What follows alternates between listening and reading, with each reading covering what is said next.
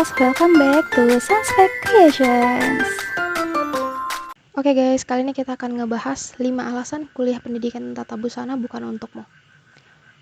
Jadi, kuliah pendidikan tata busana itu adalah impian semua orang. Menjadi fashion designer, menjadi fashion maker, itu bukanlah hal yang mudah. Namun, sebelum salah mengambil keputusan, coba pastiin lagi apakah impian kamu sebagai seorang fashion designer atau fashion maker itu memerlukan pendidikan di universitas atau enggak. Jadi, berikut alasannya. Stay tune guys. Nah, yang pertama, menjadikan tata busana sebagai pelarian. Satu, jurusan ini tuh nggak bisa dijadiin pelarian. Nah, jadi kalau misal kamu itu pengen kuliahnya psikologi nih, tapi nggak keterima, jadi pilihan selanjutnya ini kamu bikin tata busana. Jangan coba-coba.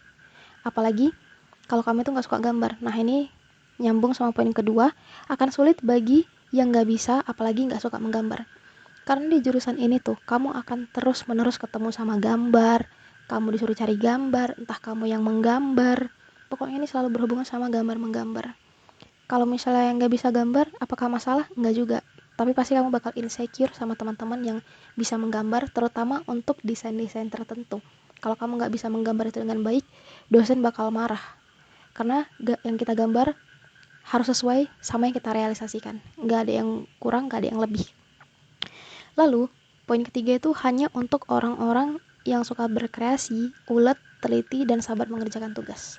Nah, jurusan tata busana ini itu untuk orang-orang yang punya kesabaran tingkat tinggi, karena kayak menggambar pola, mengukurnya, memayat, menghias itu butuh kesabaran dan keuletan. Jika kamu bukan orang yang seperti itu, jangan coba-coba masuk di jurusan ini. Terus, untuk yang ingin menghindari matematika atau hitung-hitungan, kalian salah besar guys. Tata busana ini itu adalah jurusan yang tetap ada matematikanya. Ketika kalian menggambar pola, itu harus ada ukurannya.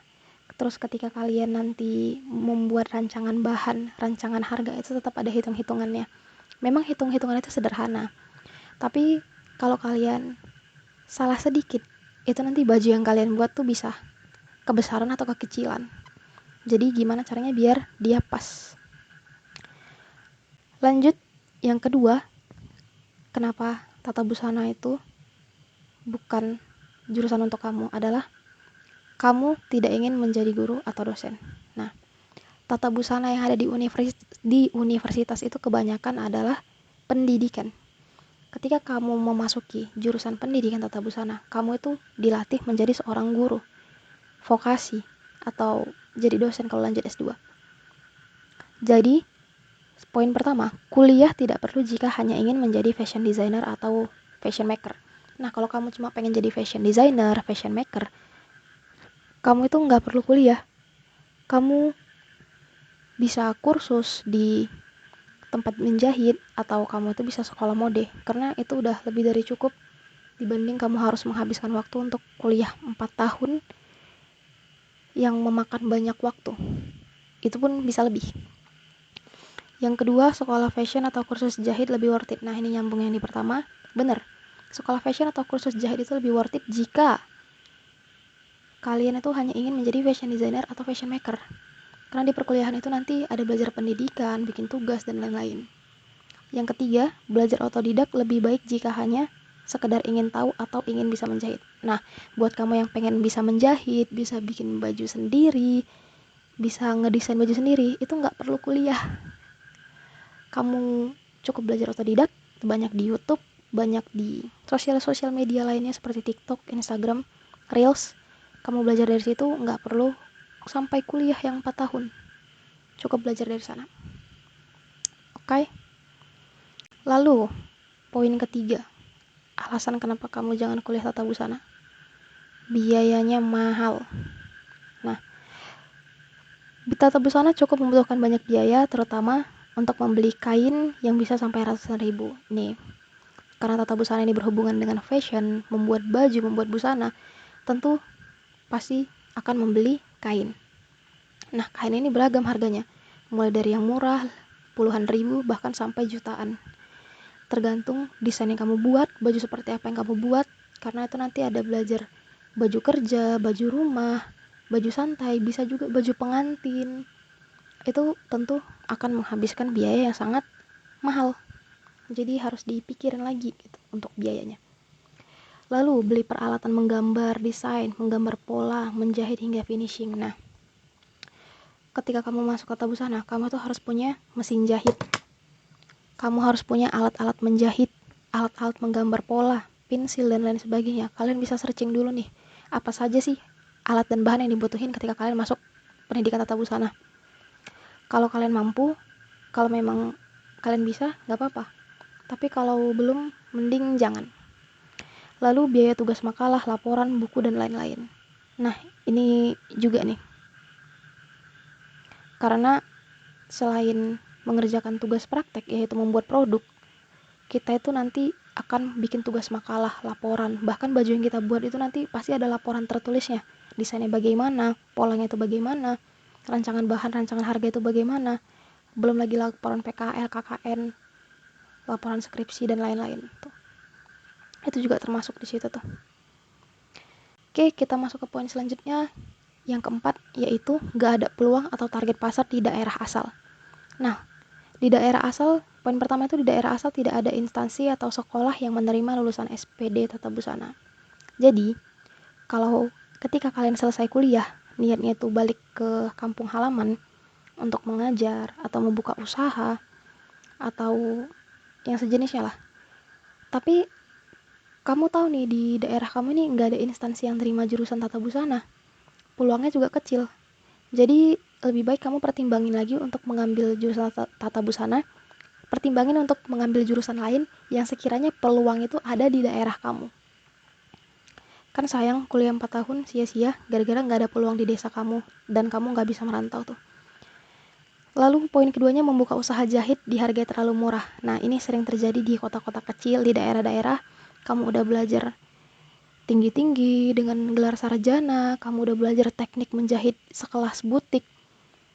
Dan ketika kamu pulang ke kampung halaman kamu membuka usaha jahitan, hanya dihargai 150.000 bahkan di bawah itu untuk menjahit busana dengan teknik yang sulit, dengan model yang sulit, dengan penyelesaian yang sulit. Tapi customer di sana tuh nggak menghargai itu dan nggak mau mengerti itu. Jadi jangan coba-coba buka usaha di daerah.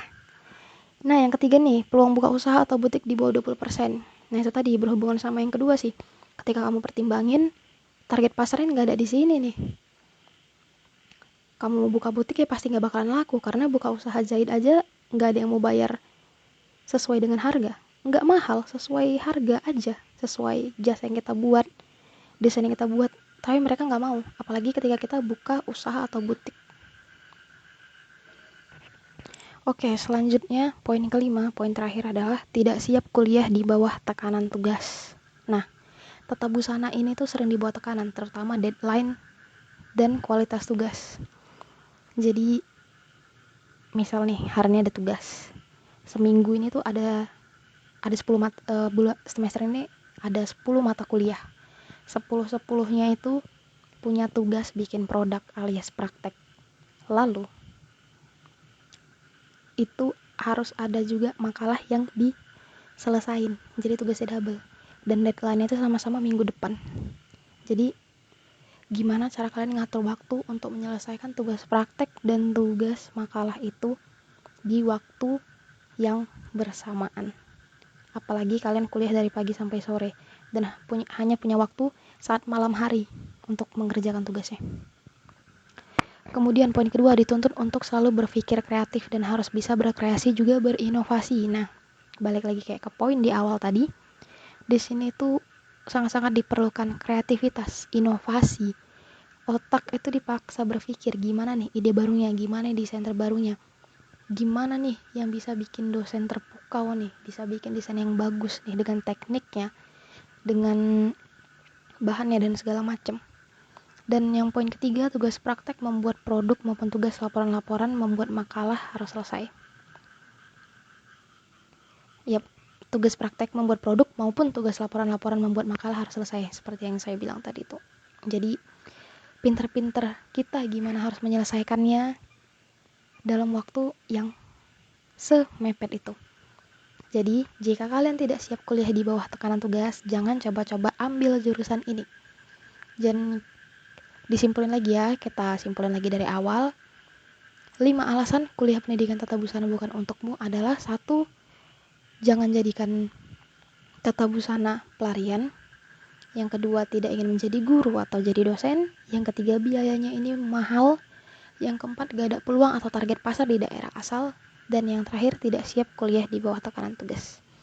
Jadi, jangan coba-coba ambil jurusan tata busana jika kamu punya pemikiran atau tidak suka alasan-alasan yang sudah.